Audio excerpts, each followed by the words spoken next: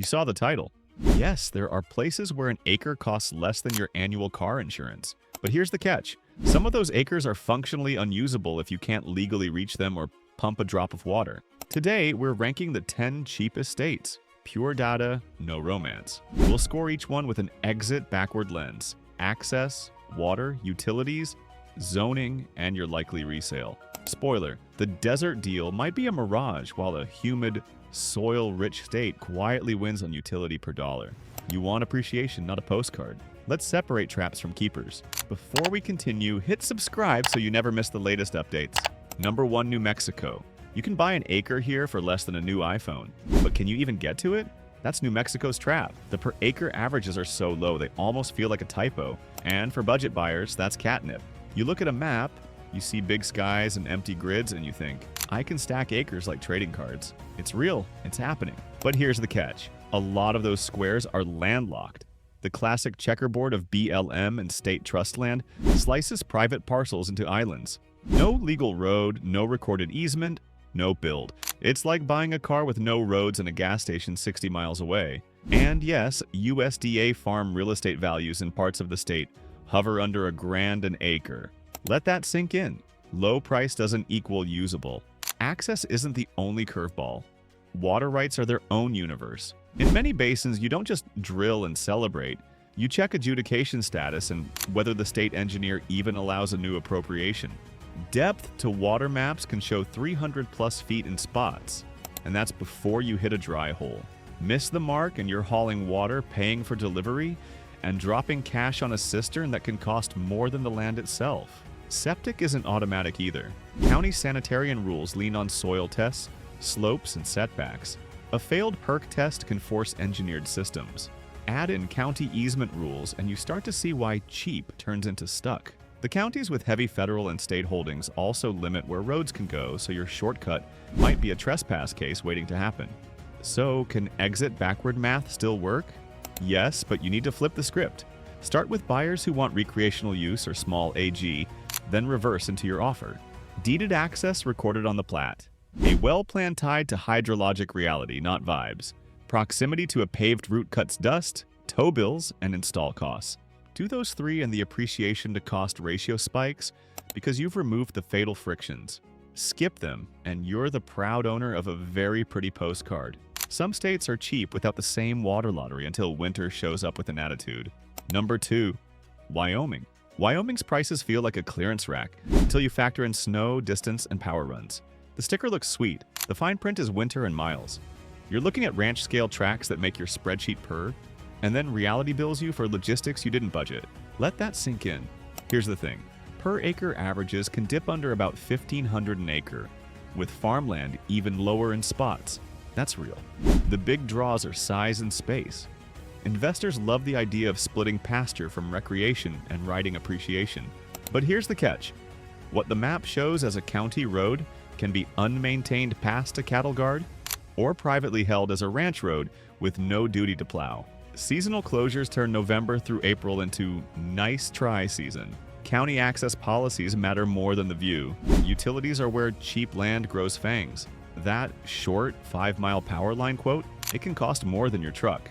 Western co-op ballparks run per linear foot, and every extra mile adds thousands. Water isn't a tap and go either. Well, drilling depths can stretch budgets fast, and if you hit marginal flow, you're buying storage and hauling during a cold snap. Snow load building codes crank up structural costs and winter maintenance. Plowing long driveways, stocking fuel, repairing wind-blasted fences eats cash every year. Wind cuts both ways. It's a feature for turbines and a liability for daily life. It drives drifted roads, frozen gates, and a house that whistles at 2 a.m. You'll plan your trips around whether the county grader came through and whether your pipes are insulated like a spaceship. Sounds rugged and cinematic, but your lender and your exit buyer care about access and utility distances, not vibes. So, can exit backwards still pencil if you plan a dry cabin? Yes, if you buy right. Target recorded year-round access. Get within striking distance of existing power or proven water rights. Those two moves flip your exit, because livestock and recreational buyers will pay a premium for land that works on day 2, not day 200. Now travel south, where the price tag lies in the sagebrush. and the real scarcity is water. Number 3, Nevada. Nevada can feel like wholesale desert, but proximity to growth corridors flips the math. Outside Reno and Vegas, the per-acre sticker can hit around 1,000-ish, and that lures anyone chasing scale. You see 6 digits of acreage and think you just hacked the game. Let that sink in. But here's the catch. Water rights are a separate asset. Owning land without water rights is like having a phone with no SIM card. You can hold it, you just can't do much with it. Many basins are adjudicated, so the right to pump is already assigned and tracked. You don't just sink a well and high-five. You check the basin file, see if transfers are allowed, and work through the Nevada State Engineer's process. That cheap parcel often needs an expensive right, and the transfer paperwork can move slower than desert traffic behind an RV. Access is the next trap. BLM adjacency looks amazing on a listing. All that open space and clean skyline. Then you realize the only route and crosses private ranch lands or an unmaintained track. No recorded easement, no reliable path. In the desert, a road can be 2 ruts and hope. Try selling that to a lender or a buyer who wants year-round use. There is a real upside, and it's not subtle. Nevada is a renewable magnet. Parcels near existing or planned transmission lines get attention from solar and wind players. Lease comps near those lines can turn bare dirt into a cash-flowing hold. If you're playing that angle, you study transmission maps first, then price the dirt. Miss the line by miles, and your rent offer evaporates. Zoning and subdivision rules add another layer. Rural counties still push you through minimum lot sizes, plats, and improvement requirements, especially if you want to split a big tract into smaller exits. Ignore that, and your easy subdivide is now a multi-year grind. So, is there a clean path to resale? Yes, if you stack the right pieces. Deeded, recorded access, confirmed water rights aligned with your use. Transmission proximity if you're chasing energy leases. Do that, and exit backward works. Skip it, and you're holding a speculative postcard with low liquidity. Head north where beauty and brand name landscapes hide heavy holding costs. Number 4, Montana. Everyone wants a slice of Montana, until power quotes and frost lines answer back. The state average hovers in that mid-low zone outside the hotspots, which makes your spreadsheet glow. Recreational demand is real. Trails, rivers, elk. Buyers show up for the lifestyle. On paper, you get acreage that looks affordable with a resale audience built in. Sounds like a win, right? Let that sink in. But here's the catch. Development costs punch hard. Run power across a couple miles and your cheap land just bought a second budget. Co-ops price by the foot, and terrain multiplies the math. Driveway cuts over rock or steep slope require excavation, fabric, and culverts. And those culverts aren't optional when you cross seasonal drainages. Septic? Counties want soil tests, setbacks, and slope compliance. Fail a perk and you're paying for engineered systems. Floodplain and wetland overlays can redraw your build box overnight. It's like buying a cabin kit, then finding out you need a helicopter to deliver it. Winter is the silent tax. Frost lines push deeper foundations and insulated services. Unplowed roads stack snow into wind-sculpted barricades that turn weekly chores into expeditions. A quick check on the property becomes an all-day plan with tire chains, extra diesel, and a shovel. If access relies on a private road, maintenance and plowing fall on you or your HOA, which means money every season and arguments every spring. Speaking of HOAs and CCRs, recreational subdivisions often come with rules that nudge your design, limit outbuildings, and set minimum sizes. That can help protect values, but it can also kneecap the off-grid dream you thought you were buying. Utility extensions land anywhere from manageable to, why did I do this? And even a basic driveway and culvert package can surprise you. The gap between raw and improved is huge. Parcels with a meter loop, a cleared pad, a permitted septic, or a proven well sell faster and closer to ask because they take the mystery out of day 2 living. So, can you still win on appreciation? Yes. If you buy where the road is public and year-round, test soils early and favor anything with existing improvements. Recreational buyers pay for usability, not just a view. The plains bring prices down and logistics back into reach. Number 5, Oklahoma. Oklahoma isn't flashy, but the numbers quietly crush the desert states. You're looking at land that averages around $2,540 per acre and rainfall that doesn't require a rain dance. That combo means you can actually farm, graze, or build without betting the whole deal on miracle weather. Let that sink in. So here's the thing. Water isn't a fantasy here. Shallower wells are common compared to arid zones. Rural water districts exist, and the electric co-ops aren't quoting power runs that read like ransom notes. But here's the catch. This is Tornado Alley, and floodplains snake through a lot of counties. FEMA flood maps can redraw your build box fast, and lenders care. Insurance does too. If you're not checking those layers before you make an offer, you're buying blind. Easements are the other landmine. Great soil can hide a utility easement running straight through your dream house site. Pipelines and transmission corridors are everywhere, and they can limit where you dig, plant, or pour a slab. Pull the title work. Read the easements. Then overlay county zoning to confirm whether you're truly AG, truly residential, or in a gray area with setbacks that ruin your layout. Here's where Oklahoma starts saving you real money. Shorter power runs because you're not 40 miles from a substation. Electric co-op hookup fees that are predictable. Water district tap fees that won't vaporize your budget.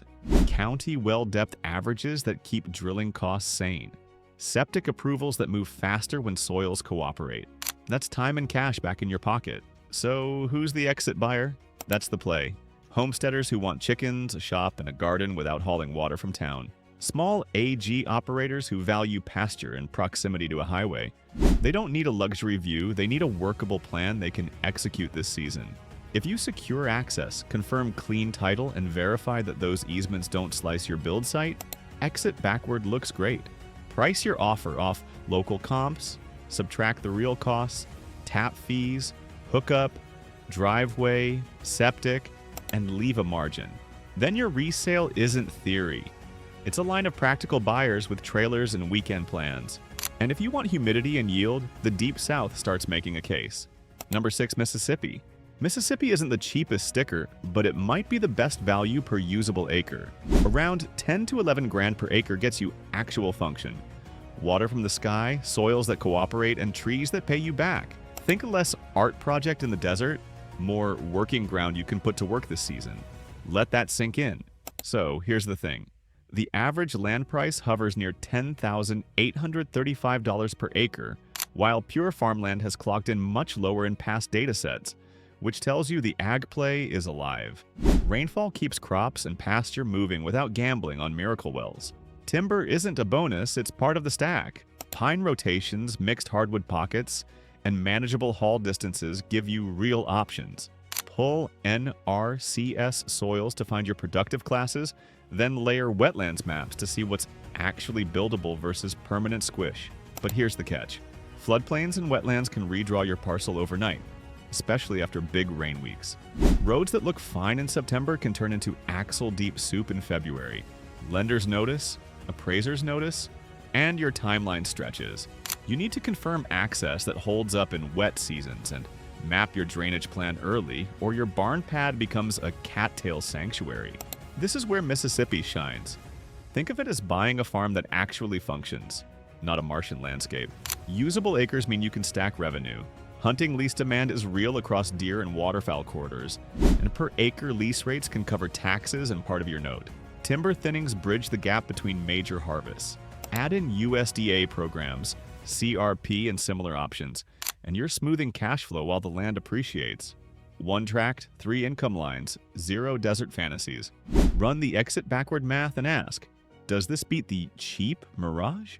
When you've verified all-weather access, picked a high-end dry build site, and proven drainage, the answer is yes. Mississippi's utility per dollar and layered revenue streams push real appreciation and faster resale because buyers see use, not hurdles. Up north, low prices return, but so does wind that can knock your hat into next week. Number 7. North Dakota. Acres are affordable and productive until winter taxes your operating plan. North Dakota looks like a sale rack for real farmland, not novelty dirt. You're seeing ballparks near 3 grand an acre and an ag backbone that actually runs. It's real, it's happening.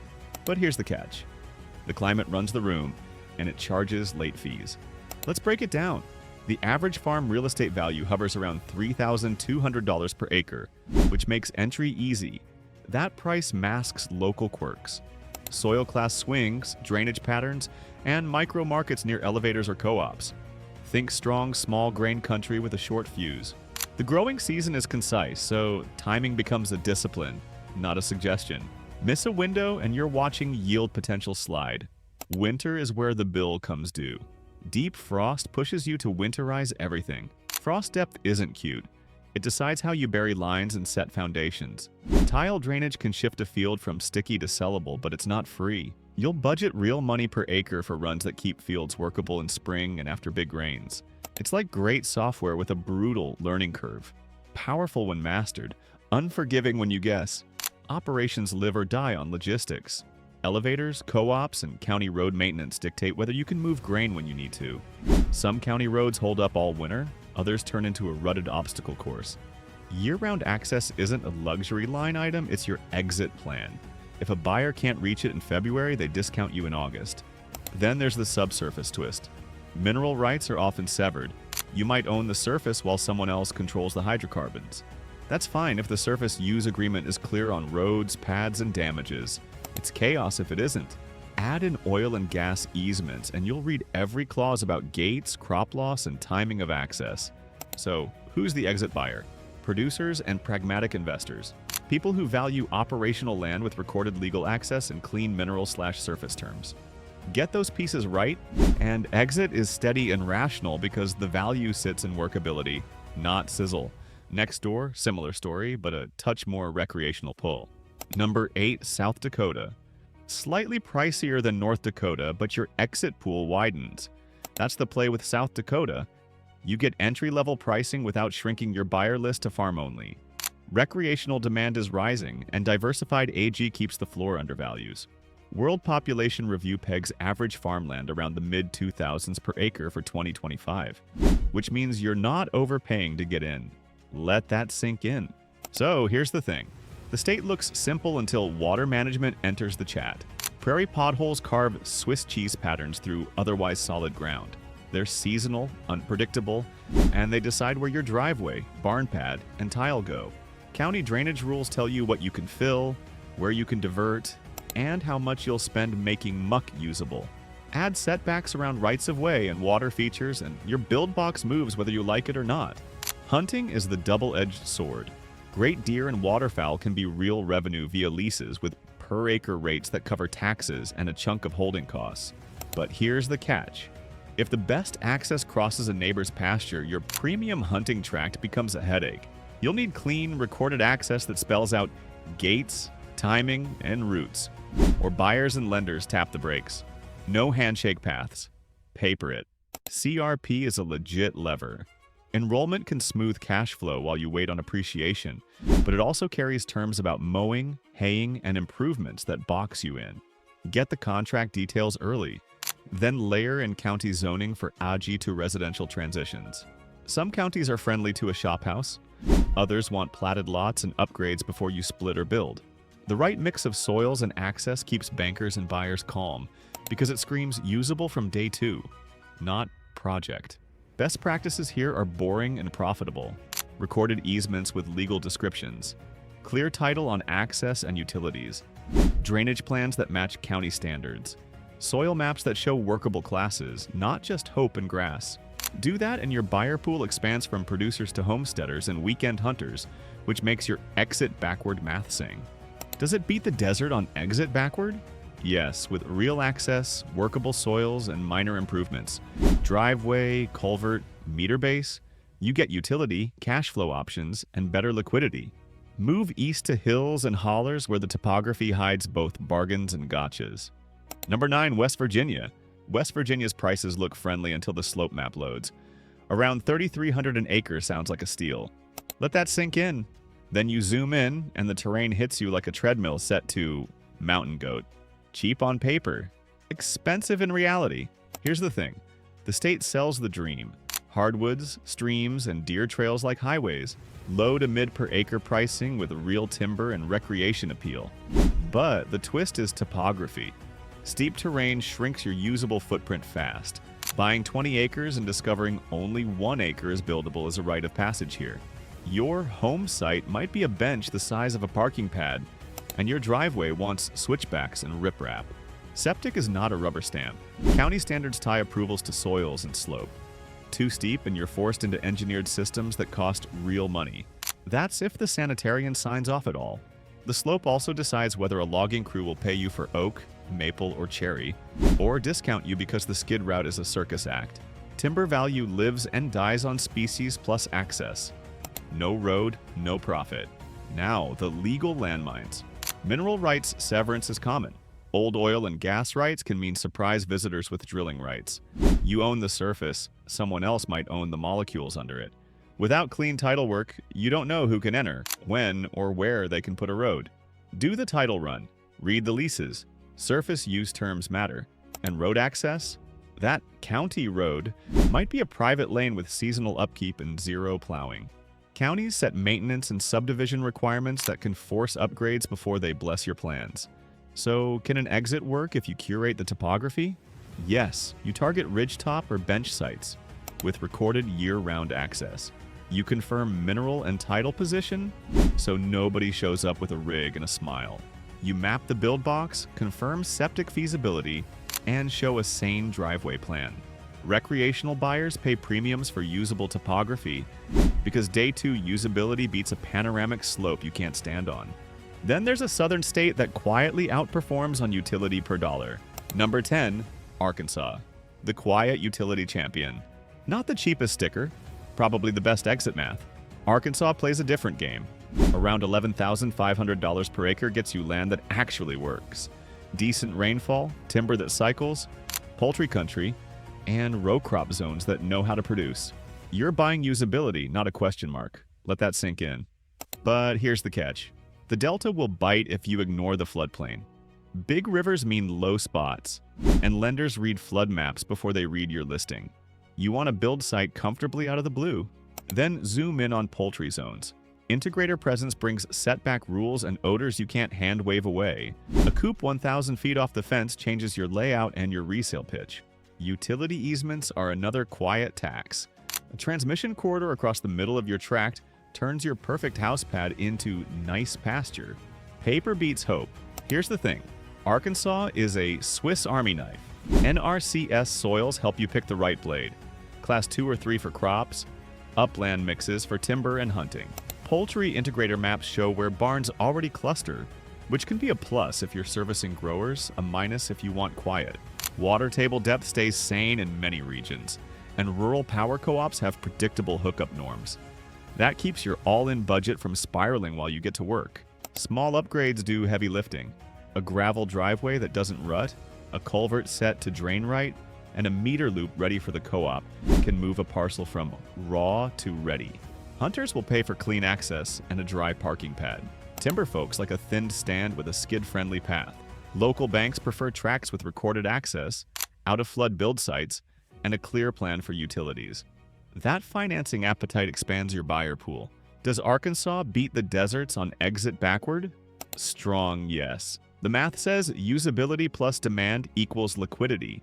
With recorded access, a high and dry build box, and basic utilities planned, Arkansas delivers the highest utility per dollar and the widest exit pool on this list. Add a simple driveway and a power plan, and your listing reads like a project someone can start next weekend. We've got one more angle to wrap the playbook. If you can't sell it fast at a profit, it wasn't cheap. It was bait. That's the rule. You don't start with the sticker price. You start with the exit. Who's buying from you? What do they want on day 2? And how fast can they close without getting cold feet? Here's the thing. Exit backward means you price your offer from the resale down. Identify the end buyer, homesteader, producer, weekend hunter, then work back.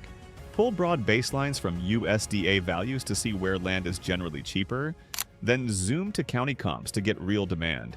Now list the feasibility costs you can't dodge. Well, septic, power, driveway, those aren't maybe. They're the bill. It's like buying a rental that needs no rehab versus a shell with no roof. One pays you next month, the other eats your weekends and your savings. Desert bargain states look cute on paper and then fail on access, water, or utility distance. Mid-cheap states win because a buyer can actually use the land without a 3-year saga. Run the math like a grown-up. Projected exit value minus selling costs, minus holding, minus fixes, minus your profit equals your maximum offer. If the well could be $5,000 or $20,000, underwrite the high end unless you've got firm quotes. Same with septic and power. A 2-mile line can wipe your margin while you're still smiling at the view. Locking a price while you verify the deal is smart. Use options or seller finance to control the parcel, then confirm access in the deed chain and water feasibility before you throw real money. If access isn't recorded or water's a legal no-go, walk. You're not the rescue team. Who tops the risk-reward list? Utility per dollar winners live in the usable now camp. Arkansas, Mississippi, Oklahoma, South Dakota. They offer water, shorter power runs, and real buyer pools. Speculative bargains can still hit, but only if you execute like a lawyer-engineer combo. New Mexico, Nevada, Wyoming. Demand deeded access and proven water before the numbers make sense. Liquidity kings beat postcard kings every time because usable acres move. Wild pretty problems sit. Time to land the plane with one last thought. You don't marry a price. You marry the exit. The cheapest acre isn't the best buy. The most usable acre at a fair price wins appreciation and liquidity. That's the cheat code. Let that sink in. Like this video so the algorithm thinks I'm important. Subscribe if you want the exit backward checklist I actually use. And drop Desert Mirage or Utility Wins in the comments so I know where your head's at. Here's the thing. If you can't sell it fast at a profit, it was bait.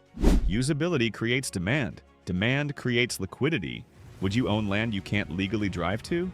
Yes or nope?